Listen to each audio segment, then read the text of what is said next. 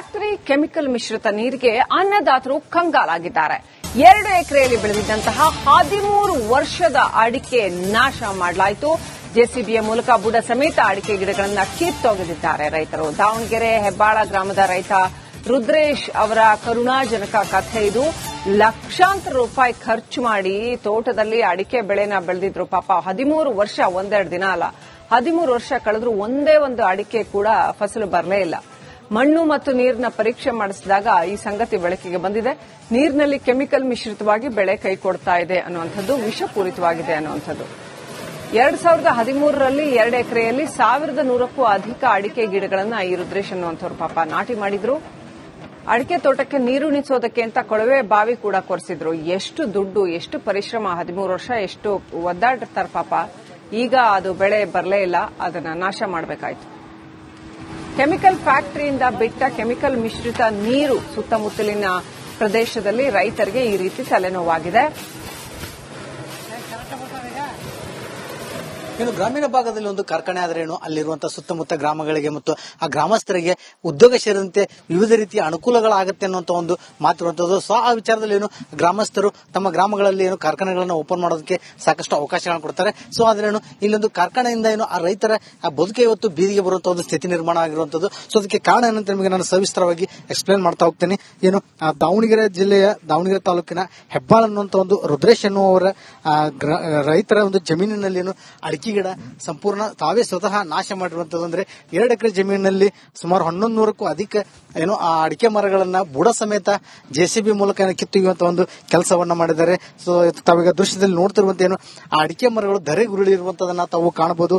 ಇದಕ್ಕೆ ಕಾರಣ ಏನಂತಂದ್ರೆ ಈ ಗ್ರಾಮಕ್ಕೆ ಹೊಂದಿಕೊಂಡಿರುವಂತ ಏನೊಂದು ಗ್ರೀನ್ ಅಗ್ರೋ ಫ್ಯಾಕ್ಟರಿ ಇರುವಂತದ್ದು. ಸೊ ಆ ಫ್ಯಾಕ್ಟರಿಯಲ್ಲಿ ಏನು ಔಷಧೀಯ ಸೌತೆಕಾಯಿ ಅಂದ್ರೆ ಚಿಕ್ಕ ಚಿಕ್ಕ ಎಳೆ ಸೌತೆಕಾಯಿಗಳ ಒಂದು ಉತ್ಪಾದನೆ ಒಂದು ಪ್ರಿಪರೇಷನ್ ಇದಾಗುತ್ತೆ. ಸೊ ಆ ಕಾರ್ಖಾನೆಯಿಂದ ಏನು ಆ ಕಲುಷಿತ ನೀರು ನಿಮ್ಗೆ ಈಗ ನಾನು ದೃಶ್ಯದಲ್ಲಿ ತೋರಿಸ್ತಾ ಹೋಗ್ತೀನಿ.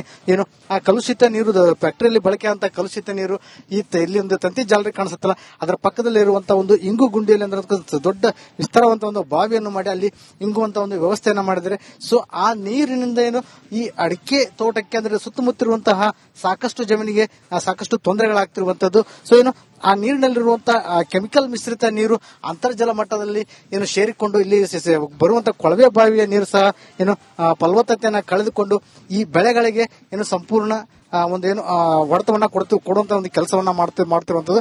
ಈ ಅಡಿಕೆ ಗಿಡಗಳು ಸುಮಾರು 2013 ಇಸ್ವಿಯಲ್ಲಿ ರುದ್ರೇಶ್ ಅವರು ಒಂದಿನ ನಾಟಿ ಮಾಡಿದ್ದಾರೆ. ಸೊ ಇಲ್ಲಿ 13 ವರ್ಷ ಕಳೆದ್ರು ಸಹ ಒಂದು ಬಾರಿ ₹1 ಫಸಲನ್ನು ಸಹ ಏನು ಅವರು ತೆಗೆದುಕೊಂಡಿಲ್ಲ, ₹1 ಲಾಭವೂ ಸಹ ಆಗಿಲ್ಲ. ಇನ್ನು ಇಲ್ಲಿಯ ನೀರಿನ ಒಂದು ವ್ಯವಸ್ಥೆಯಿಂದ ಏನು ಅಡಿಕೆ ಫಸಲು ಈ ರೀತಿ ಆಗತ್ತೆ. ಈ ರೀತಿಯಾಗಿ ನಂತರ ಏನು ಅದು ಕೆಳಗಡೆ ಉದುರಿ ಬೀಳತ್ತೆ. ಸೊ ಆತನಿಗೆ ಒಂದು ಅಡಿಕೆಯೂ ಸಹ ಆತನ ಕೈಗೆ ಸಿಗೋದಿಲ್ಲ. ಸೊ 13 ವರ್ಷದಿಂದ ಏನು ಆತ ಸಾಕಷ್ಟು ನಷ್ಟವನ್ನು ಅಂದ್ರೆ ಲಕ್ಷಾಂತರ ರೂಪಾಯಿ ನಷ್ಟವನ್ನ ಅನುಭವಿಸಿರುವಂತಹ, ಅದಕ್ಕೆ ಲಕ್ಷಾಂತರ ರೂಪಾಯಿ ಖರ್ಚು ಮಾಡ್ತಾರೆ. 13 ವರ್ಷ ಒಂದು ಏನು ಅಡಿಕೆ ಮರವನ್ನ ಬೆಳೆಸುವುದಂದ್ರೆ ಒಂದು ಸಾಮಾನ್ಯವಾದ ಕೆಲಸವಲ್ಲ. ಸಾಕಷ್ಟು ತನ್ನ ಶ್ರಮವನ್ನ ಅಂದ್ರೆ ತನ್ನ ಕುಟುಂಬದ ಶ್ರಮವನ್ನ ಹಾಕಿ ಅವರು ಬೆಳೆಸಿರುವಂತದ್ದು. ಅದರ ಜೊತೆಗೆ ಆ ರೈತನ ಒಂದು ಬೆಂಡಿಗೆ ನಿಲ್ಲಬೇಕನ್ನುವಂತದ್ದೇ ನಮ್ಮ ಆಶಯ. ಕ್ಯಾಮರಾ ಪರ್ಸನ್ ಶಿವರಾಜ್ ಅಡಿಗರ್ ಜೊತೆ Vithal Kyarawad, republic Kannada, Davanagere. Factory chemical ಮಿಶ್ರಿತ ನೀರಿಗೆ ಅನ್ನದಾತರು ಕಂಗಾಲಾಗಿದ್ದಾರೆ. 2 ಎಕರೆಯಲ್ಲಿ ಬೆಳೆದಿದ್ದಂತಹ 13 ವರ್ಷದ ಅಡಿಕೆ ನಾಶ ಮಾಡಲಾಯಿತು. ಜೆಸಿಬಿಯ ಮೂಲಕ ಬುಡ ಸಮೇತ ಅಡಿಕೆ ಗಿಡಗಳನ್ನು ಕಿತ್ತೊಗೆದಿದ್ದಾರೆ ರೈತರು. ದಾವಣಗೆರೆ ಹೆಬ್ಬಾಳ ಗ್ರಾಮದ ರೈತ ರುದ್ರೇಶ್ ಅವರ ಕರುಣಾಜನಕ ಕಥೆ ಇದು. ಲಕ್ಷಾಂತರ ರೂಪಾಯಿ ಖರ್ಚು ಮಾಡಿ ತೋಟದಲ್ಲಿ ಅಡಿಕೆ ಬೆಳೆನ ಬೆಳೆದಿದ್ರು. ಪಾಪ 13 ವರ್ಷ, ಒಂದೆರಡು ದಿನ ಅಲ್ಲ, 13 ವರ್ಷ ಕಳೆದ್ರೂ ಒಂದೇ ಒಂದು ಅಡಿಕೆ ಕೂಡ ಫಸಲು ಬರಲೇ ಇಲ್ಲ. ಮಣ್ಣು ಮತ್ತು ನೀರಿನ ಪರೀಕ್ಷೆ ಮಾಡಿಸಿದಾಗ ಈ ಸಂಗತಿ ಬೆಳಕಿಗೆ ಬಂದಿದೆ. ನೀರಿನಲ್ಲಿ ಕೆಮಿಕಲ್ ಮಿಶ್ರಿತವಾಗಿ ಬೆಳೆ ಕೈ ಕೊಡ್ತಾ ಇದೆ ಅನ್ನುವಂಥದ್ದು, ವಿಷಪೂರಿತವಾಗಿದೆ ಅನ್ನುವಂಥದ್ದು. 2013ರಲ್ಲಿ 2 ಎಕರೆಯಲ್ಲಿ 1100ಕ್ಕೂ ಅಧಿಕ ಅಡಿಕೆ ಗಿಡಗಳನ್ನು ಈ ರುದ್ರೇಶ್ ಅನ್ನುವಂಥವ್ರು ಪಾಪ ನಾಟಿ ಮಾಡಿದ್ರು. ಅಡಿಕೆ ತೋಟಕ್ಕೆ ನೀರುಣಿಸೋದಕ್ಕೆ ಅಂತ ಕೊಳವೆ ಬಾವಿ ಕೂಡ ಕೊರೆಸಿದ್ರು. ಎಷ್ಟು ದುಡ್ಡು, ಎಷ್ಟು ಪರಿಶ್ರಮ, 13 ವರ್ಷ ಎಷ್ಟು ಒದ್ದಾಡಿರ್ತಾರೆ ಪಾಪ. ಈಗ ಅದು ಬೆಳೆ ಬರಲೇ ಇಲ್ಲ, ಅದನ್ನ ನಾಶ ಮಾಡಬೇಕಾಯ್ತು. ಕೆಮಿಕಲ್ ಫ್ಯಾಕ್ಟರಿಯಿಂದ ಬಿಟ್ಟ ಕೆಮಿಕಲ್ ಮಿಶ್ರಿತ ನೀರು ಸುತ್ತಮುತ್ತಲಿನ ಪ್ರದೇಶದಲ್ಲಿ ರೈತರಿಗೆ ಈ ರೀತಿ ತಲೆನೋವಾಗಿದೆ.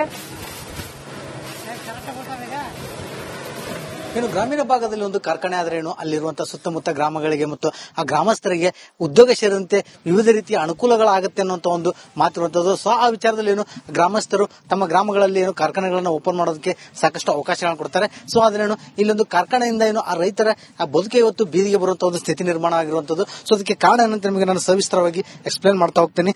ಏನು ದಾವಣಗೆರೆ ಜಿಲ್ಲೆಯ ದಾವಣಗೆರೆ ತಾಲೂಕಿನ ಹೆಬ್ಬಾಳ ಅನ್ನುವಂತ ಒಂದು ರುದ್ರೇಶ್ ಎನ್ನುವರ ರೈತರ ಒಂದು ಜಮೀನಿನಲ್ಲಿ ಏನು ಅಡಿಕೆ ಗಿಡ ಸಂಪೂರ್ಣ ತಾವೇ ಸ್ವತಃ ನಾಶ ಮಾಡಿರುವಂತದ್ದು. ಅಂದ್ರೆ 2 ಎಕರೆ ಜಮೀನಿನಲ್ಲಿ ಸುಮಾರು 1100ಕ್ಕೂ ಅಧಿಕ ಏನು ಆ ಅಡಿಕೆ ಮರಗಳನ್ನ ಬುಡ ಸಮೇತ ಜೆಸಿಬಿ ಮೂಲಕ ಕಿತ್ತೊಯ್ಯುವಂತ ಒಂದು ಕೆಲಸವನ್ನ ಮಾಡಿದ್ದಾರೆ.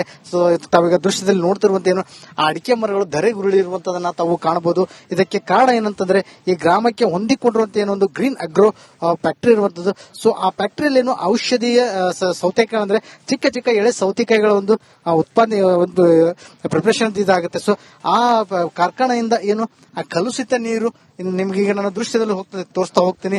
ಏನು ಆ ಕಲುಷಿತ ನೀರು ಫ್ಯಾಕ್ಟರಿಯಲ್ಲಿ ಬಳಕೆ ಅಂತ ಕಲುಷಿತ ನೀರು ಇಲ್ಲಿ ಒಂದು ತಂತಿ ಜಾಲರಿ ಕಾಣಿಸುತ್ತಲ್ಲ ಅದರ ಪಕ್ಕದಲ್ಲಿ ಇರುವಂತಹ ಒಂದು ಇಂಗು ಗುಂಡಿಯಲ್ಲಿ ಅಂದ್ರೆ ದೊಡ್ಡ ವಿಸ್ತಾರವಂತ ಒಂದು ಬಾವಿಯನ್ನು ಮಾಡಿ ಅಲ್ಲಿ ಇಂಗುವಂತ ಒಂದು ವ್ಯವಸ್ಥೆಯನ್ನ ಮಾಡಿದರೆ. ಸೊ ಆ ನೀರಿನಿಂದ ಏನು ಈ ಅಡಿಕೆ ತೋಟಕ್ಕೆ ಅಂದ್ರೆ ಸುತ್ತಮುತ್ತಿರುವಂತಹ ಸಾಕಷ್ಟು ಜಮೀನಿಗೆ ಸಾಕಷ್ಟು ತೊಂದರೆಗಳಾಗ್ತಿರುವಂತದ್ದು. ಸೊ ಏನು ಆ ನೀರಿನಲ್ಲಿರುವಂತಹ ಕೆಮಿಕಲ್ ಮಿಶ್ರಿತ ನೀರು ಅಂತರ್ಜಲ ಮಟ್ಟದಲ್ಲಿ ಏನು ಸೇರಿಕೊಂಡು ಇಲ್ಲಿ ಬರುವಂತಹ ಕೊಳವೆ ಬಾವಿಯ ನೀರು ಸಹ ಏನು ಫಲವತ್ತತೆಯನ್ನ ಕಳೆದುಕೊಂಡು ಈ ಬೆಳೆಗಳಿಗೆ ಏನು ಸಂಪೂರ್ಣ ಒಂದು ಏನು ಹೊಡೆತವನ್ನ ಕೊಡುವಂತ ಒಂದು ಕೆಲಸವನ್ನ ಮಾಡ್ತಿರುವಂತದ್ದು.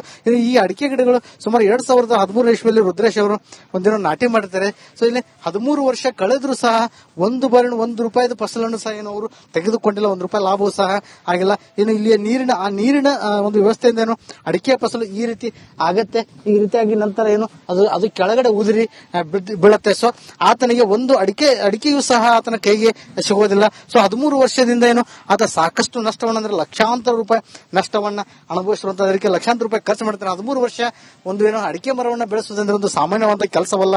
ಸಾಕಷ್ಟು ತನ್ನ ಶ್ರಮವನ್ನ ತನ್ನ ಕುಟುಂಬದ ಶ್ರಮವನ್ನ ಹಾಕಿ ಅವರು ಬೆಳೆಸಿರುವಂತದ್ದು. ಅದರ ಜೊತೆಗೆ ಆ ರೈತನ ಒಂದು ಬೆಂಡೆಗೆ ನಿಲ್ಲಬೇಕನ್ನುವಂತದ್ದೇ ನಮ್ಮ ಆಶಯ. ಕ್ಯಾಮರಾ ಪರ್ಸನ್ ಶಿವರಾಜ್ ಅಡಿಗರ್ ಜೊತೆ Vithal Kyarawad, republic Kannada, Davanagere. Factory chemical ಮಿಶ್ರಿತ ನೀರಿಗೆ ಅನ್ನದಾತರು ಕಂಗಾಲಾಗಿದ್ದಾರೆ.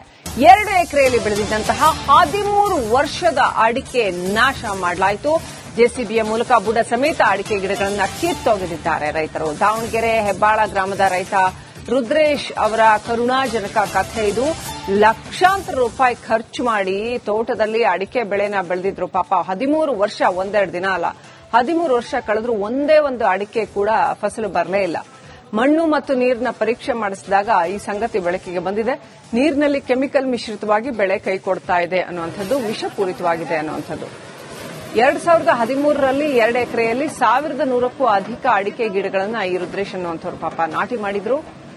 ಅಡಿಕೆ ತೋಟಕ್ಕೆ ನೀರುಣಿಸೋದಕ್ಕೆ ಅಂತ ಕೊಳವೆ ಬಾವಿ ಕೂಡ ಕೊರೆಸಿದ್ರು. ಎಷ್ಟು ದುಡ್ಡು, ಎಷ್ಟು ಪರಿಶ್ರಮ, 13 ವರ್ಷ ಎಷ್ಟು ಒದ್ದಾಡಿರ್ತಾರೆ ಪಾಪ. ಈಗ ಅದು ಬೆಳೆ ಬರಲೇ ಇಲ್ಲ, ಅದನ್ನ ನಾಶ ಮಾಡಬೇಕಾಯ್ತು. ಕೆಮಿಕಲ್ ಫ್ಯಾಕ್ಟರಿಯಿಂದ ಬಿಟ್ಟ ಕೆಮಿಕಲ್ ಮಿಶ್ರಿತ ನೀರು ಸುತ್ತಮುತ್ತಲಿನ ಪ್ರದೇಶದಲ್ಲಿ ರೈತರಿಗೆ ಈ ರೀತಿ ತಲೆನೋವಾಗಿದೆ.